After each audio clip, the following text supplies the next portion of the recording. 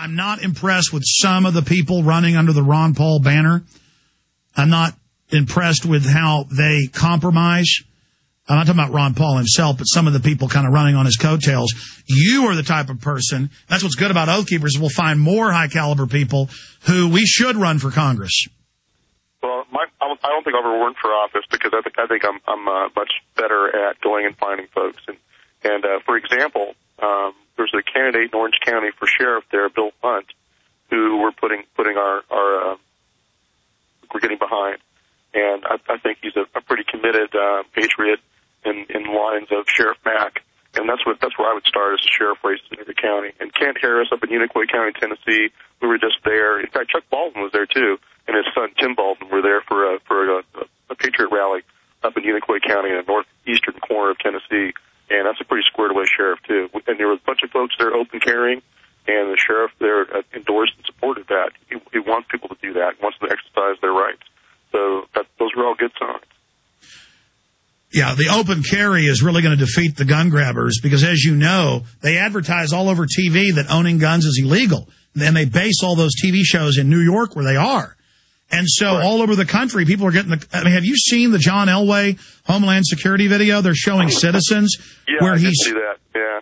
Well, for those that don't know, they show gold and say terrorists in their home may have gold or they may have firearms. Call the police if you see firearms. I mean, we've got to start wearing our guns openly to just educate the sheeple that guns aren't illegal. Yeah, they don't even know that open carry is legal in most states, and that's why folks are doing that is to put the point across that hey, I'm not violating any code, I'm not violating any statute by standing here with a safely holstered sidearm. You know. Well, Stewart, I can't stress enough how much your organization is scaring the globalists. I mean, they admit they are scared of the police and military being recruited by the patriots and just learning what it is to be an American, rediscovering that. We're going to go to break, and I want to come back and let you have the floor and then take some calls. But you started getting into G20. Watching the videos of police dogs biting old women coming out of shops with bags, sound cannoning peaceful neighborhoods, going into the university at night saying you can't be out, chasing women down, billy clubbing them. I mean, that is tyranny. Well, it's kind of like having Katrina. You had police brought in from all over the country. They're brought in, and they don't know the local people at all. They have no sympathy for them, and then they're put in that riot control mode. They're told that they're here to keep the peace, and they're told that there's going to be violent protesters, and so they're kind of primed for that kind of behavior. And then you know, they're kind of locked into the riot mode, and they overreact, and they you know, it's like having a hammer. All you have is a hammer, and everything looks like a nail. And so once you're in that riot mode, it's hard to get them out of that. So. Well, exactly. You get macho men, warriors who are designed to go charging into other men with swords and axes, hacking each other. That normal part of the brain kicks in, but it's college kids. They have a few hired anarchists throw a few things, and then they go on a police rampage. They are being psychologically manipulated. Exactly, and that's why I mean, like with Luke Rudowski's attempt to talk about their oath, it's necessary to do that, but by that point, it's oftentimes too late because they're locked into that mode. You got to reach them. You got to reach them before they get to that point, and you got to talk to them about how it's not proper to go from L.A. or wherever they're from and go to another city and become nationalized. That's the first line right there. They shouldn't be doing that.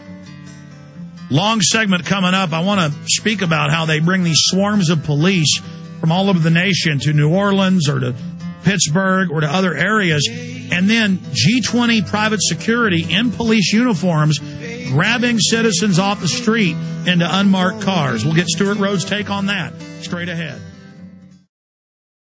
Do you understand how dark it is? How far down the line we are? How late it is? Stewart, I was making the point as we went to break about how they're clearly turning the military and the police loose on the people. They're clearly training them that it's macho and cool to do all of this. That's why Oath Keepers is here, to go out and reach out to them. And I also want to get your take just on all the other announcements we're seeing and all the different reports of urban warfare drills and the military coming out on the streets and running checkpoints. What are the military sources you have saying? Are they really starting to get upset about this? Excuse me, I couldn't hear you. Are your military sources getting upset about the deployment of military forces on the streets? Oh, you bet. I mean, the oath, here's the thing, though. The oath is the antidote. It's as powerful as any conditioning that's been attempted on the military has been done to them. I mean, it's been going on for decades. That was the whole, ever since the 90s, that was the whole point of Lieutenant Commander Cunningham's survey of the Marines, the 29 Palms, was that he saw that a disturbing trend of conditioning the military to accept orders from foreign officers and to become involved in domestic policing. So this conditioning has been going on for a long time. But the antidote is to remind them that their oath to the Constitution, and it's incredibly powerful. The founders are no dummies. They put it there for a good reason. You remind them of their oath, and a little light bulb goes off over their heads, and they're like, "Oh yeah." But what does that mean? That means I have to read the Constitution and understand it, and then once I understand where the lines are drawn, I have to stand. And so that's the thing that's grabbing them, and it's working. And that's why we saw.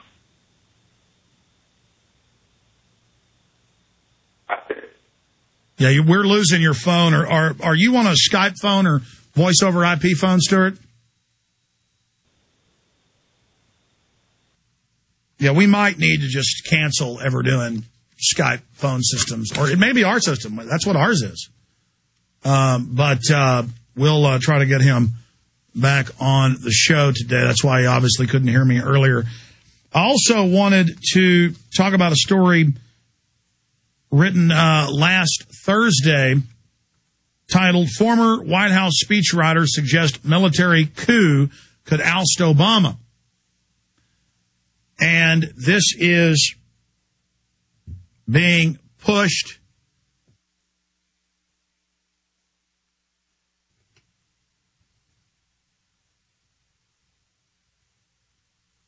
That's why we need to become aware of what's being said and what's being done, because the establishment itself is talking about a military coup in America.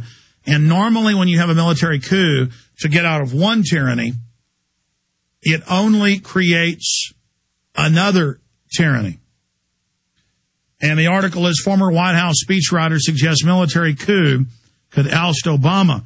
Former White House speechwriter John L. Perry has courted controversy by suggesting that the U.S. military uphold their oath to defend the Constitution against domestic enemies, could stage a bloodless coup to oust President Obama. That continues the illusion that Barack Obama is running anything. Barack Obama is a corporate lawyer who has proven himself to be one of the biggest puppets in modern history in any nation. He reads off a teleprompter. So it's always this illusion that it's Obama violating the Bill of Rights and Constitution. And if we could just get rid of Obama, everything would be okay. No. We've got to audit the Federal Reserve and then abolish it and arrest the bankers. If you don't get rid of them, things only get worse. Going back to Stewart Rhodes. Stewart, lost you there. I was bringing up the article Paul Watson wrote about Newsmax's story with the former White House speechwriter John L. Perry saying that in an article originally posted at Newsmax website, Perry wrote, there's a remote, although gaining possibility America's military will intervene in a last resort to resolve the Obama problem. Don't dismiss it as unrealistic. Military intervention is what Obama exponentially accelerating agenda for fundamental change towards a Marxist state is inviting upon America a coup, and is not an ideal option, but Obama's radical ideal is not acceptable or reversible, writes Perry.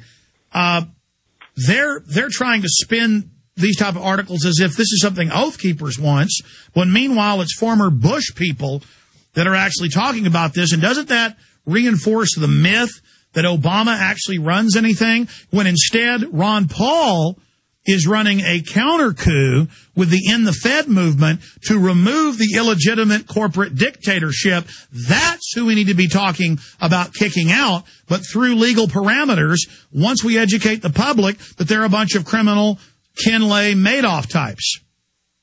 Right. Well, the Newsmax article didn't mention Oath Keepers in particular, but here's the problem, is that what it's proposing is a false solution. You don't violate the Constitution to say that, and a military coup would be as wildly unconstitutional as anything any president could do. And so that's not the way to go. It's the people themselves. If anyone's going to revolt or overthrow a corrupt cabal in government, it's the people, not the military. And so that's our answer to that. is that the oath is to the Constitution, and nowhere in the Constitution is the military, is some gentleman in sunglasses, authorized, take it upon himself to scrap the civil government and assume military command of the country. It doesn't exist. And so we're writing a rebuttal to that piece that'll be on our website. Absolutely. In 1775, 1776, for those that don't know, they went and got the elected representatives of the 13 colonies to come and meet representing the people to then vote. You don't have a guy with 4 stars or 5 stars with sunglasses on. And I want to point out, the Nationals, and you've written papers on this, you can speak to it. We've had JAG officers on about it as well. And I've studied it in depth. We already have a military coup, as Thomas Barnett writes, but it's a good one, they think, where the global corporations now control our military through the National Security Council. And so you don't replace one military coup with another military coup. You point out how it's illegal and illegitimate, and we remove the coup of the Federal Reserve.